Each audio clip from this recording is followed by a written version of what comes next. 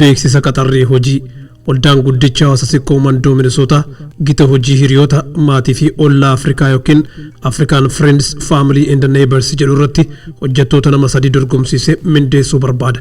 Namoonni waldaan kun mindeessuu barbaadu namoota afaan Ingilizii fi afaan Oromoo dhagahuu dubbachuu fi ittiin hojjechuu danda'an, namoota aadaa afaanii fi duudhaa hawaasaa eeguudhaan hawaasa gargaaruu danda'an, namoota ijoollee maatii manneen barnootaa fi dhaabbilee gargaarsa garagaraa wajjin hojjechuun muuxannoo qabanii fi hojjechuu fedhii qaban, namoota Microsoft Office kanneen akka Outlook, Word fi Excel fayyadamuu danda'an, namoota sakatta'insa duubaa yookiin background check darbuu danda'an.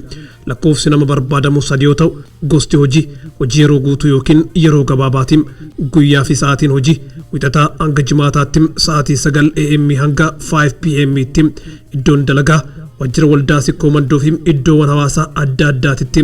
Mindaan gita hojii kana waggaatti $50,500. Gita hojii kana gadi fageenyaan baruu yoo barbaadan fuula Facebook keenya sikkoo mandoo deemtanii argachuu ni dandeettu. Dokumantiiwwan keessan erguudhaaf immoo gama emailii keenya info@sikkomando.org tiin nuuf erguu ni dandeettani.